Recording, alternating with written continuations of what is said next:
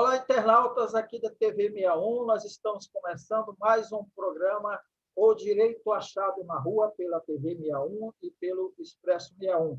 Eu tenho a grata satisfação de receber aqui a Vanessa Negrini. Ela é professora da Universidade de Brasília, UNB. Ela é comunicadora organizacional, mestre e doutora em políticas de comunicação e cultura pela UNB, pesquisadora do Grupo de Estudos do Direito Achado na Rua, coordenadora executiva do NEDAI, que é o Núcleo de Estudos sobre Direitos Animais e Interseccionalidades do CEAM-UNB. E ela é professora da disciplina Mobilização Pública e Direitos Animais. É a primeira iniciativa do gênero na UNB. Como vai você, Vanessa? Tudo bem? Oi, João, que alegria, satisfação estar aqui no programa com você. Bom revê-la. É isso aí mesmo? Todo o seu currículo, eu falei certinho, né? Está tudo certo, né? Está perfeito, muito obrigada. Então, Vanessa, o nosso tema, né, com a Vanessa, é sobre o avanço acadêmico, sobretudo no ANB, com a criação da disciplina e institucionalização do Núcleo de Estudos dos Direitos dos Animais, que é justamente o núcleo que ela coordena, que é coordenadora executiva. E a gente também vai tratar com a Vanessa sobre a pauta animal no Congresso Nacional, né? A questão da chamada boiada ambiental e do agronegócio sob a perspectiva dos direitos dos animais achados na rua. Vanessa, a gente fala muito de direito humano, né? E esquecemos do direito dos animais, né? Você é uma militante da causa dos direitos dos animais.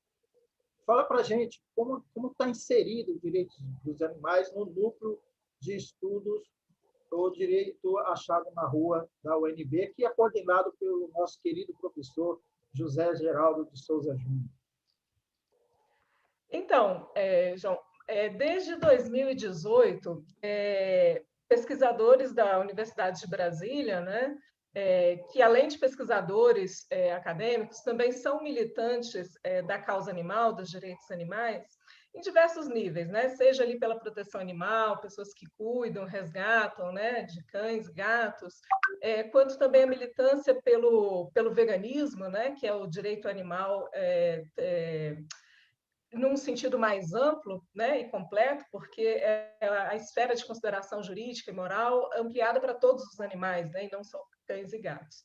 Então, desde 2008, esse grupo de pesquisadores, né, alguns deles que também já eram vinculados ao grupo de pesquisa do Direito Achado na Rua, lá coordenado pelo professor José Geraldo de Souza Júnior, sentiu a necessidade de trazer para a academia o debate teórico, conceitual dos direitos animais, né? E dentro dessa perspectiva filosófica, teórica, política, né, conceitual do direito achado na rua, o direito animal encontrou o bojo perfeito, né, para a discussão, para florescer, porque não teria como ser de outra forma, né? Se a gente olhar hoje para o arcabouço jurídico, legal, que abarca os direitos animais no Brasil, você vai ver que é completamente insuficiente. Você olha para os animais hoje e eles não têm a esfera de consideração moral, jurídica assegurada em lei. E por isso eles não têm direito? Não, eles têm direito. E onde que está esse direito? Está na rua, né? Nessa rua que é a metáfora, né, de um espaço em disputa, de uma reivindicação, de um movimento de luta por direito. Então, quando a gente pensa em direito animal, eu acho que é a perspectiva teórica, conceitual, política, filosófica que mais abarca, né, o que a gente precisa é sim o direito achado na rua. E aí a gente teve início, né, essas discussões na Universidade de Brasília, partindo desse pressuposto, né, que os direitos animais é um direito que está sendo construído através desse movimento de luta, né? E quem é que está lutando, né? O pessoal fala, mas cachorro não tem voz, gato não tem voz, o boi não vota, né? Mas tem os movimentos sociais, tem as pessoas, né? Os militantes, as ONGs, os ativistas, os protetores independentes, né? Que fazem esse papel de dar voz, né, a esses animais e fazer essas reivindicações. Então, como todo movimento, se você for olhar, por exemplo, todos os movimentos de luta, todos os direitos conquistados, né, não foi uma coisa dada, não foi uma coisa natural, foi um movimento de conquista. Né? Se você for olhar, por exemplo, a trajetória de lutas do movimento negro, até pouco tempo atrás, a gente tinha no ordenamento jurídico brasileiro que era legal alguém com posse escravizar outros humanos, que sequer eram considerados humanos. Né? Então, pessoas negras, né, humanos negros, eram, pelo ordenamento jurídico, equiparados a outra coisa. Não eram equiparados a humanos, né? Eram equiparados a animais. Né? E isso legitimava que eles fossem explorados, escravizados por outros humanos. E isso era um sistema legal. Então, a gente vê esse descompasso do que é lei e do que é direito. Então, em busca de conquistar essa paridade entre o que é direito e o que é lei, teve todos os movimentos, né? Abolicionistas, movimento de resistência negro, para você ter o reconhecimento desses direitos. Né? Mesma coisa com relação às mulheres. As mulheres, até pouco tempo atrás, não sei quantos, 70 anos, eu não sei ao certo, a gente tem que confirmar, mas a mulher sequer tinha direito a voto, muito menos ser votada. Né? A mulher tinha ali, era tutelada pelo pai, depois que casava, recebia a tutela do marido, né? Então você tinha ali, quando muito, um humano de segunda categoria, não era um humano completo, ele não tinha posse das suas faculdades mentais, né? Era como se estivesse sempre ali tendo que ser carregado na mão por outra, né? Por alguém que tivesse essa capacidade de cuidar dele. Então, desculpa, foi um movimento de luta dos movimentos feministas que garantiram esse direito. Mas pela lei, pelo arcabouço legal, você tinha um status jurídico, né? E se você olhar para o conjunto de costumes da sociedade, você tinha um status moral baseado ali na cultura, que não considerava a mulher como humano portador de direito. Então, quando a gente olha hoje para a situação dos direitos animais, a gente tem algo similar. Eu só queria acrescentar, né? Aí dentro da sua história aí, que há cerca de 40 anos o homem podia matar a mulher e alegar a legítima defesa da honra, né? Da honra. Tem lei, enfim. Ou então tinha aquele, por exemplo, se a mulher era estuprada, se o homem se casasse, o estuprador se casasse com ela, você tinha o encerramento ali da questão, né?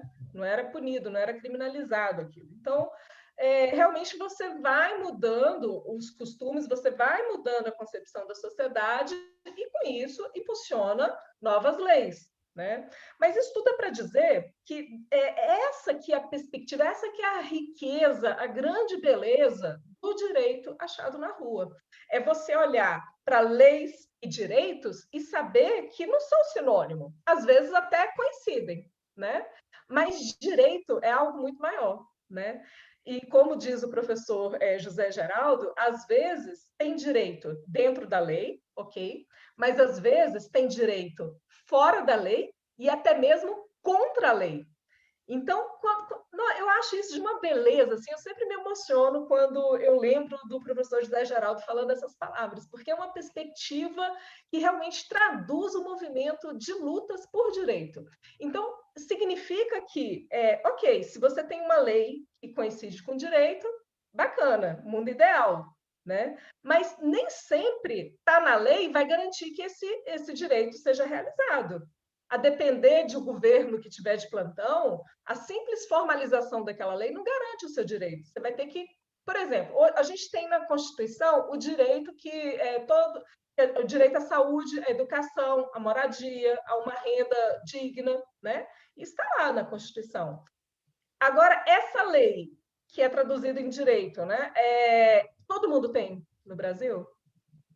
Não é todo mundo que tem. Então, todo dia, as pessoas, os movimentos sociais, né? A sociedade civil tem que lutar para que essa lei encontre consonância na realidade, se realize. O direito precisa se realizar, e ele só se realiza por força dos movimentos sociais, pela luta. É a luta por direitos que realiza o direito, né? Então, e às vezes você tem leis injustas, e aí o direito está onde? Está fora da lei, que é o caso, por exemplo, quando era legal, né? Era legal, o Estado permitia, era uma política de Estado, você ter escravos, era lei. E aí, onde está o direito? Está nessa insurgência contra a lei. Né? É você ir contra essas leis injustas e derrubar, e mudar, e falar, não tem nada a ver. Né? E aí, você vê, por exemplo, hoje, o direito animal. Né?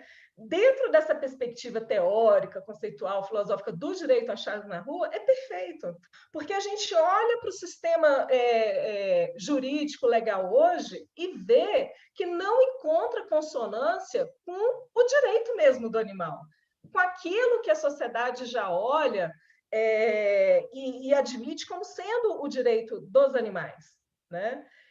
Por exemplo, antigamente você tinha um cão, um gato, e aí era do casal, né? Aí acontecia lá o divórcio.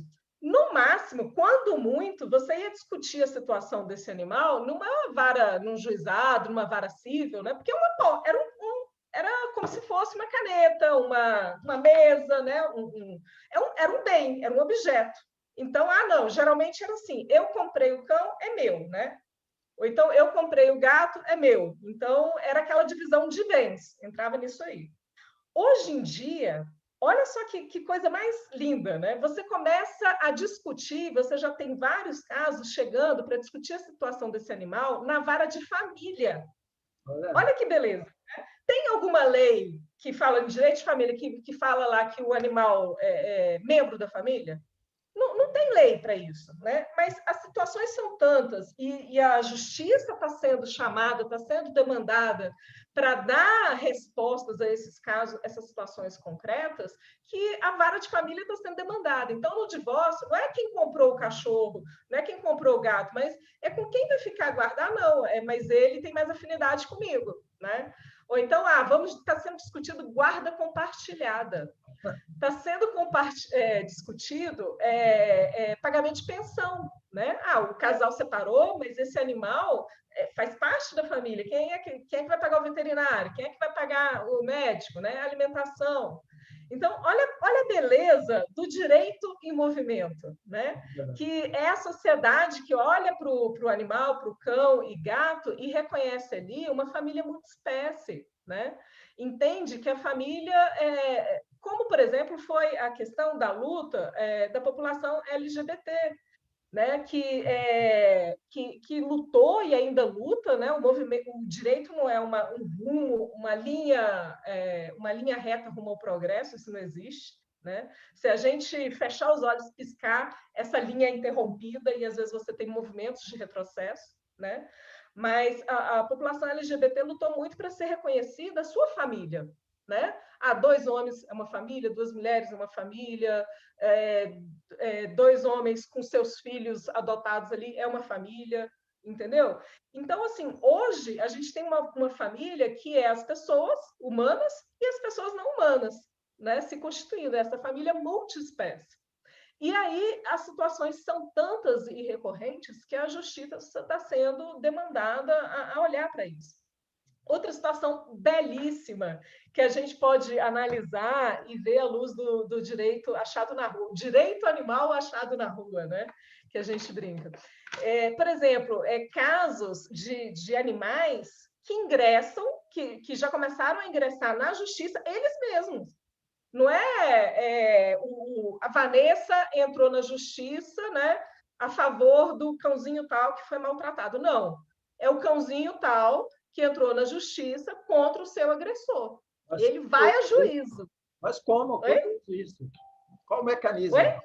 Curioso isso, né? Qual o mecanismo desse animal? Muito. Você reconhecendo que ali você realmente tem uma pessoa sujeito de direito.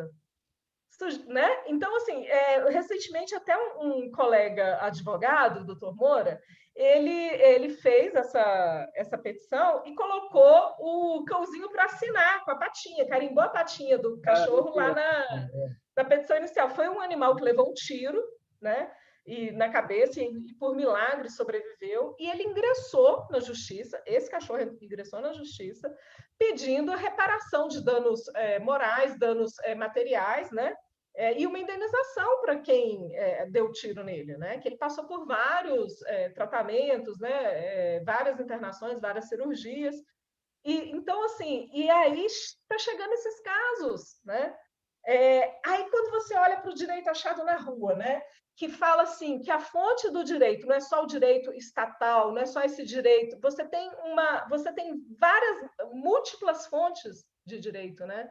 E reconhecimento de vários sujeitos. Então está aí a gente nesse movimento da sociedade para reconhecer os animais como sujeitos de direito. Não precisa do ser humano, não. Ele pode ir a juízo, né?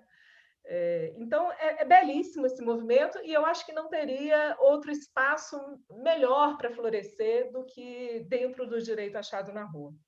Vanessa, a gente vai ter mais um ponto aqui, 2 pontos, aliás, para conversar, mas antes eu queria também acrescentar um outro, mas antes da gente passar, só queria fazer uma observação quando você falou da questão da lei que garantia a escravidão. Não queria ter comentado antes para não ficar interrompendo o seu raciocínio.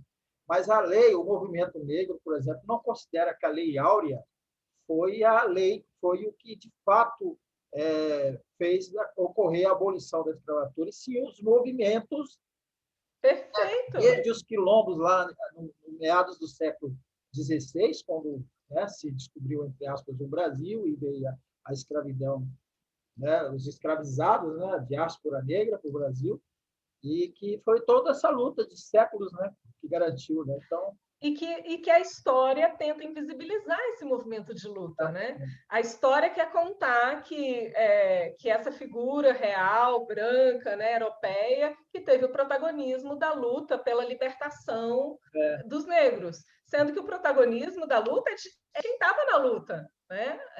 E aí a história tenta invisibilizar isso. E não foi uma benesse, né, dessa princesa que olhou e falou: agora está na hora de libertar todo mundo. Não, teve porrada, sangue e dor ali para conseguir fazer isso efetivar, né? Muito. Mas, olha, você Exato. falou muito dos pets, né? Vamos dizer assim, né? Uhum. E os outros animais, os animais silvestres, os animais confinados que são usados para alimentar o homem, né? Os bois, os porcos, as galinhas e os macacos que estão na selva que o avanço desse desenvolvimento, entre aspas, que vai estar destruindo os habitats naturais, enfim, e esses outros animais? Como é que João, perfeito. É muito bom. Seus direitos. É muito bom você ter falado sobre isso, porque geralmente quando a gente fala assim, direitos animais, né? E aí, para uma parte das pessoas, acaba ocorrendo essa dicotomia. Você tem uma esfera de consideração moral e jurídica que se aplica para os animais tidos de estimação, né? Gatos, cachorros, né? E alguns outros que ficam ali no rol da convivência dos seres humanos. E aí, quando você fala sobre os outros animais, você parte esse conceito e você já tira da consideração, não, mas esses são os animais de produção. Sendo que, desde 2012, desde a Declaração da Ciência Animal, né, de Cambridge, que foi um grupo de renomados cientistas internacionais, né, neurocientistas, neuroquímicos, das várias áreas da ciência, eles se reuniram, né, e fizeram um tratado sobre a consciência. né? Reconhecendo que não só os animais humanos, mas todos os animais também sentem, têm as condições neurais para sentir de forma consciente. Então, a partir disso, a gente não pode mais falar que não sabia, né? E aí, quais são as consequências morais, legais e jurídicas desse conhecimento? Porque então, até então a gente podia alegar, não, mas será que sente mesmo? Não, sente diferente, ou então é só um estímulo, uma reação automática, como durante muito tempo perdurou no pensamento. Agora não. A gente tem atestado pela ciência, né, aquilo que intuitivamente quem tem um mínimo de sensibilidade já sente. Então, quais são as consequências morais e jurídicas, né? Elas vão sendo construídas. Então, em vários países, e aí, novamente, né, é o direito, a perspectiva do direito achado na rua, em vários países já se conseguiu implementar no ordenamento jurídico o reconhecimento da ciência animal, né, em vários países. Não fala, não pode comer mais animal, não pode mais matar animal. Isso não teria efetividade, né? A gente sabe que se baixa uma lei dessa aqui, no outro dia está todo mundo comemorando com churrasco. Mas ela tem um impacto na formação de consciência, né?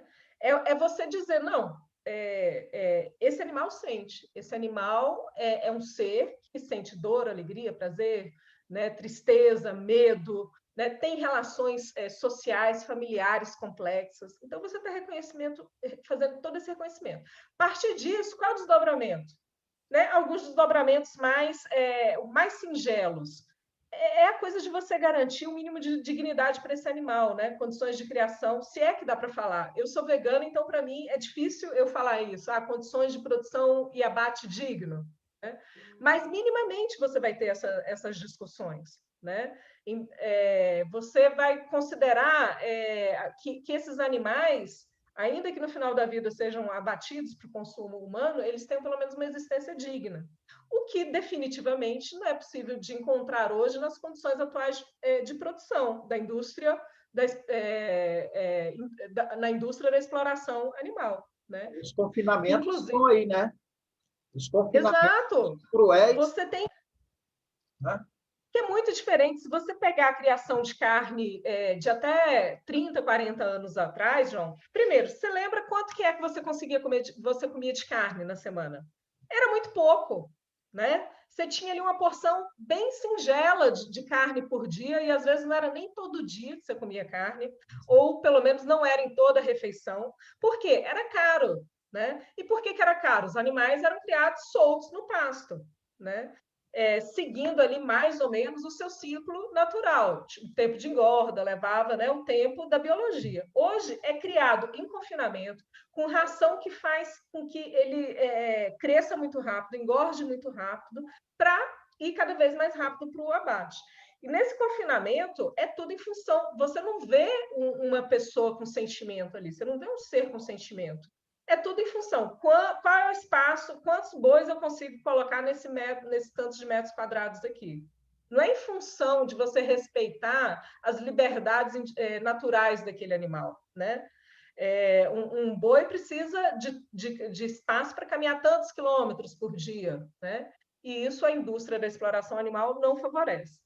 Mas aí são desdobramentos que você começa a questionar a partir do momento que você já tem países que têm esse reconhecimento dessa ciência animal.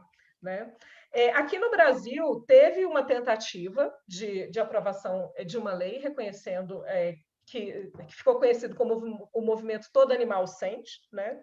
E aí ficou longos anos tramitando na Câmara dos Deputados, finalmente foi aprovado na Câmara dos Deputados.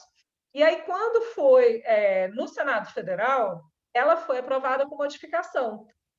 Qual foi a modificação? Não, tudo bem, todo animal sente, mas essa lei não se aplica para os animais de produção e os utilizados na ciência e ensino. Ou seja, a própria lei cria uma dicotomia, uma aberração jurídica enorme, né? Porque fala todo animal sente, mas esses não, né? Mas tudo bem, eu reconheço que sente, mas não se aplica para esses. Mas por que isso? Você tem uma bancada ruralista poderosíssima, né? A bancada ruralista é a maior e mais poderosa, né, no Congresso Nacional. E aí eles sabem que é incompatível o modelo de exploração, de produção de animais com o reconhecimento dessa ciência, né? Se você reconhece, você tem que fazer alguma coisa com isso. Vanessa, aliás, já que a gente tocou nessa questão aí, como é que está essa pauta animal no Congresso Nacional? Além dessa lei, desse debate que você mencionou.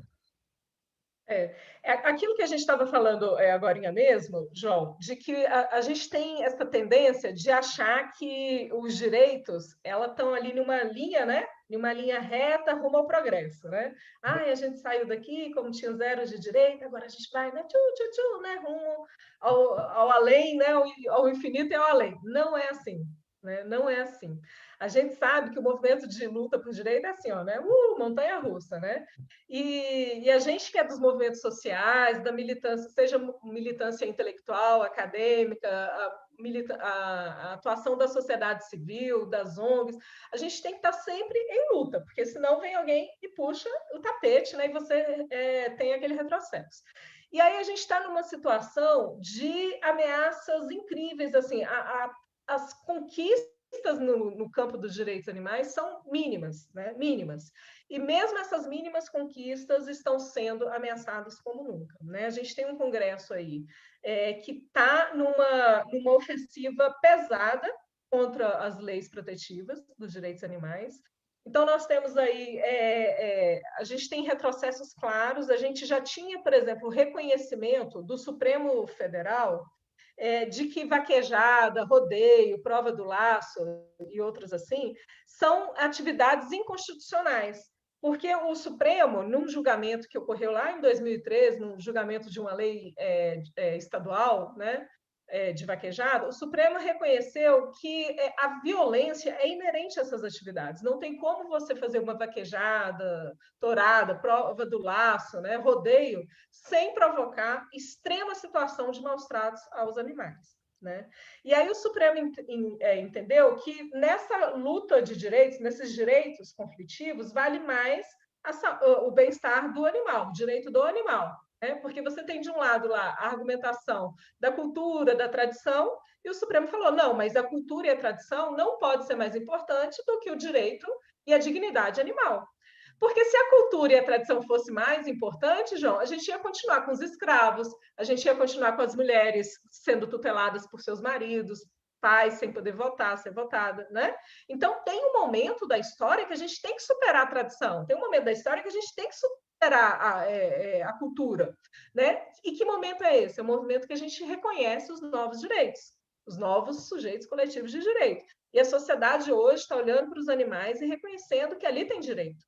E aí, o que acontece? É aquilo que a gente chama do efeito backlash, né? Esse efeito backlash é essa reação conservadora do Congresso a uma decisão avançada, digamos assim, do Judiciário.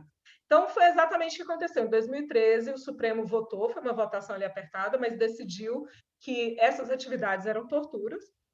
E aí, rapidamente, o Congresso Nacional se mobilizou para aprovar uma emenda constitucional, considerando que atividades que sejam consideradas manifestação cultural não entra no artigo 32 lá da Constituição, que é o que veda os maus-tratos aos animais.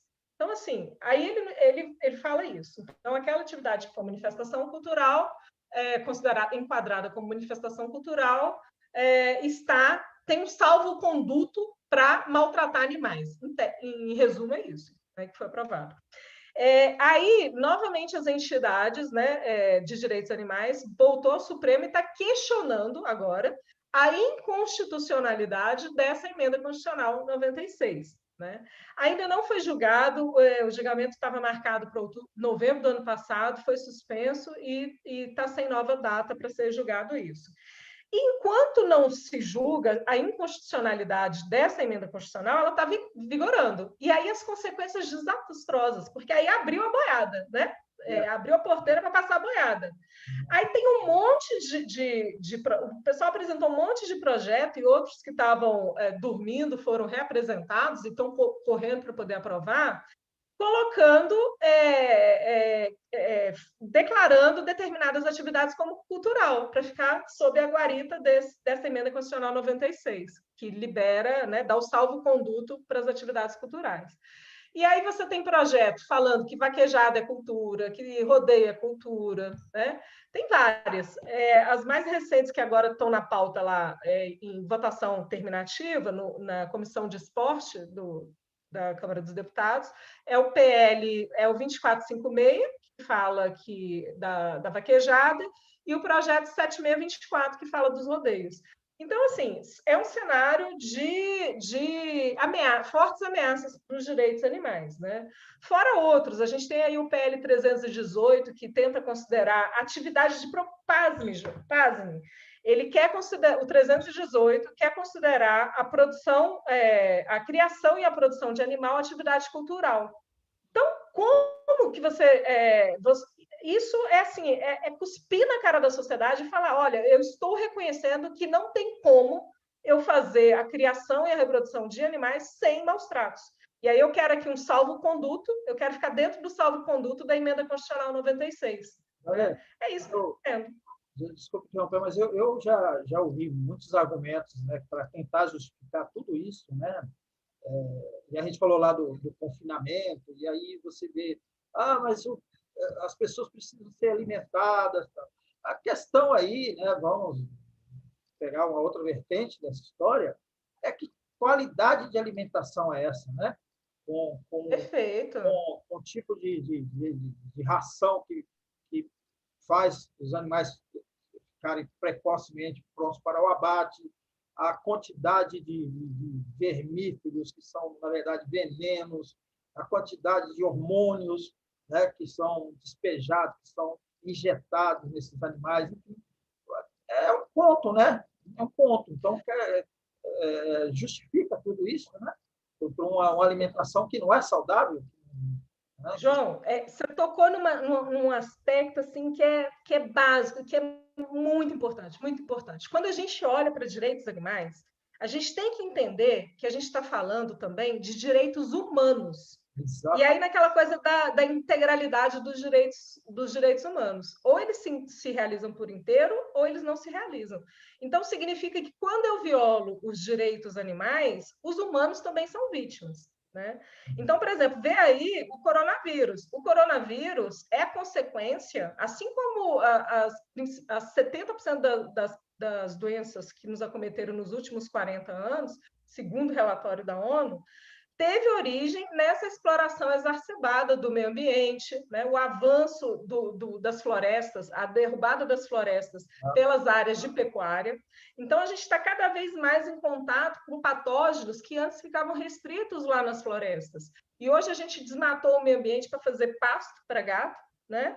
E aí você fica sem essa proteção natural. E aí a gente viola os direitos animais, duplamente. A gente tira o habitat natural dos animais selvagens e a gente está cada vez mais aumentando a exploração de animais para consumo. Para você ter ideia, são 80 bilhões de animais que a gente mata todo ano, só terrestre, sem contar peixe, né? Ou seja, a gente mata 8 vezes a população mundial em animais. É um número absurdo, né? 8 vezes a população mundial de humanos a gente mata de animais, 80 bilhões todos os anos, todos os anos, todos os anos. Né? Então, é uma exploração assim, muito grande. Só que a gente esquece que, por exemplo, alimentação carnista, como a gente fala, né, baseada em carne, ela não é uma alimentação que promove justiça social, ela promove fome, promove sede, escassez de água. Porque para você produzir 1 quilo de carne, você precisa gastar 6 quilos de vegetais, de grãos. Então, assim, você tem 70% dos grãos mundiais hoje sendo utilizados para alimentar os animais. Sendo que, se eu pegasse toda essa quantidade de grãos e utilizasse na alimentação direta do ser humano, você tinha uma oferta muito maior de comida para muito mais gente, sem ter que desmatar mais florestas. Né? Para você produzir 1 quilo de carne, você precisa gastar 15 mil litros de água. 15 mil litros de água, João. Então, assim, para produzir 1 quilo de trigo, são 700 litros. Então, é muito grande. E aí, quando você pega, por exemplo, antes da pandemia, a gente já tinha 690 milhões de pessoas passando fome no mundo, isso segundo dados da ONU. E aí a ONU já projetou que a pandemia ainda vai jogar mais 130 milhões de pessoas a esse número, né? Então, nós teremos aí quase 1 milhão de pessoas passando fome no mundo. E aí, quando você começa a falar de uma alimentação abolicionista, né, que seria uma alimentação livre da exploração animal, você não está mais tratando de uma questão que interessa só quem gosta de animais, né, quem é vegano, vegetariano. Você está tratando de uma questão que diz respeito ao conjunto da humanidade, né? Você está tratando de uma questão se vai ter água para todo mundo. A gente já tinha 2 milhões de pessoas que não tinham acesso regular à água, que é o item assim, essencial para você combater o Covid. No mundo, 2 milhões de pessoas não têm acesso regular à água. E aí você gasta 15 mil litros de água para fazer 1 quilo de carne, né? Então, são questões que a gente tem que discutir, porque diz respeito aos direitos desses animais e a vida deles importa, independente do ser humano. Eles têm um direito que é intrínseco a eles, né? A vida deles importa para eles, por eles serem detentores de direito. É um direito intrínseco a eles. Mas que também, quando a gente viola, os animais humanos também sofrem as consequências, né? Então, está tudo conectado. E aí, essa perspectiva, a gente sentiu a necessidade de estar fazendo essa discussão dentro da academia também. E aí foi que a gente, em 2018, juntamente com a professora Ellen Geraldes, que é lá da Faculdade de Comunicação, e a gente já tinha trabalhado antes com direito achado na rua, que foi objeto até de outra conversa nossa, João, há alguns anos atrás, que foi o direito à comunicação, né? O direito achado na rua, ligado ao direito à comunicação e ao direito à informação. E foi esse projeto anterior. Então, a gente foi, né, sentou novamente com o professor José Geraldo, né, a professora Thalita participou desse dia também, dessa conversa, e falamos, olha, a gente tem essa demanda aqui, a gente precisa discutir o direito, que direito é esse dos animais, né? Vamos discutir a parte da perspectiva teórica do direito achado na rua? Vamos. E o professor José Geraldo, ele é um entusiasta, né? Desses novos movimentos por direitos. É muito bom ver o entusiasmo com que ele abraça, né, todos esses movimentos. E aí ele aceitou e a gente resolveu oferecer a disciplina que se tornou um marco dentro da Universidade de Brasília, que é pela primeira vez na história da Universidade de Brasília, a gente discutindo os direitos animais, não com a perspectiva de bem-estar animal, né? Que muitas vezes vê em outros debates, em outras abordagens. Mas o direito animal visto sobre uma perspectiva multidisciplinar, né? Teórica, sociológica, política, social, né? E sobre o prisma do direito achado na rua. Então, foi a disciplina mobilização pública. Oi? É aí que surge o NIDAI?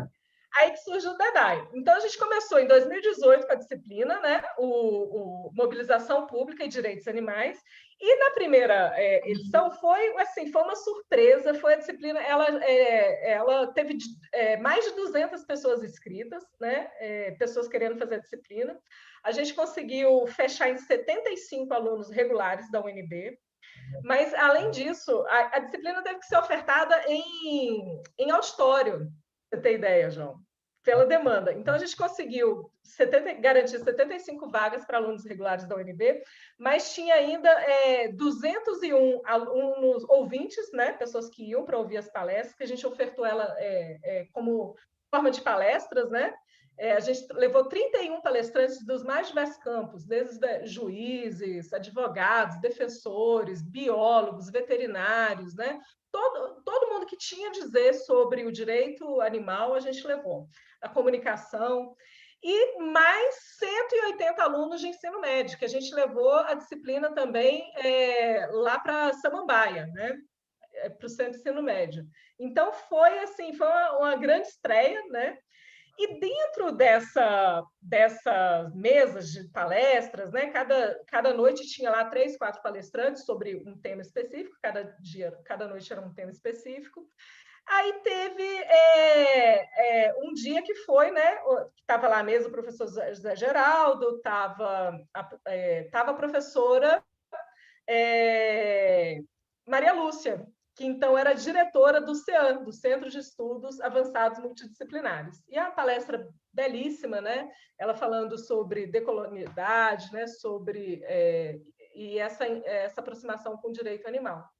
E aí, no final já desse dia, desse debate, ela fez o convite para que esse núcleo, né, que até então se reunia informalmente com o nome de GEDAI, Grupo de Estudos sobre Direitos Animais e Interseccionalidades, até a logomarca é uma vaquinha segurando um sabre de luz, né, porque a sigla ficou GEDAI, embora com G, né? Mas a logo é por isso. E aí ela falou, olha, eu queria muito ver esse núcleo dentro do CEAM.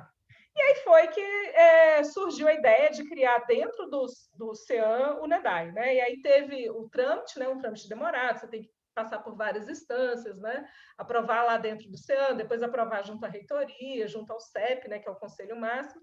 E aí esse ano foi formalizado, né? Foi oficializado. E hoje, graças a esse movimento aí, né, junto com o direito achado na rua, com o protagonismo do professor José Geraldo, da professora Nair Bicalho, né, que foi fundamental também lá no colegiado do CEAM para ajudar a aprovar, né? A professora Tatiana, que é lá da comunicação, que fez o relatório aprovando, né? E várias pessoas, né, que se somaram a isso. A professora Ellen Geraldes, que foi eleita a coordenadora geral do núcleo, né, e tá conduzindo assim de forma brilhante. Eu sou atualmente a coordenadora executiva, ela é a coordenadora geral. Professora Kênia, lá do Serviço Social. Então, várias pessoas de diversos campos se juntando.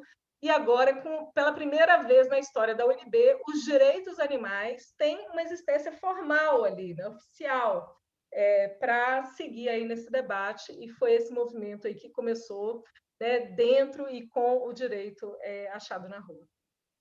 Maravilha, Vanessa. Nossa, fiquei muito feliz com as notícias que você traz, principalmente do NEDAI. E agradeço muito assim, você aqui com a gente mais uma vez, comigo, trazendo essas suas informações. Né? Agradecer ao professor José Geraldo também, que é o nosso grande iluminador, né? Inspirador disso tudo. E a gente pede você para fazer suas considerações finais e a gente vai encerrar. João, eu que agradeço, né? Mais esse espaço. O professor José Geraldo realmente é uma grande inspiração e um grande incentivador desse movimento na Universidade de Brasília. Lembrando aqui também que no final do ano passado, a gente teve o seminário de 30 anos, o Seminário Internacional de 30 anos do Direito Achado na Rua. E já nesse seminário, a gente teve lá a mesa, né? o GT11, que foi o Direito Animal Achado na Rua. E já nessa estreia foram 32 trabalhos apresentados, né? Que está lá o compêndio dos trabalhos nos anais do seminário, já mostrando aí essa consistência do debate, os vários pesquisadores, né, articulados em torno desse pensamento na Universidade de Brasília, dentro e fora da Universidade de Brasília, e mostrando que sim, os animais têm direito, não estão contemplados no ordenamento jurídico, a gente não está satisfeito com isso, mas esses direitos existem, embora não estejam contemplados ali na lei. E quem é que vai buscar? É a luta, né? É um movimento de luta por esses direitos, como bem diz a tradição do direito achado na rua. Obrigada, João. Eu que agradeço você e o espaço aqui do nosso programa está à sua disposição para você quiser voltar. Um abraço para você, tudo de bom aí. Muito obrigada a todos por estarem assistindo até aqui.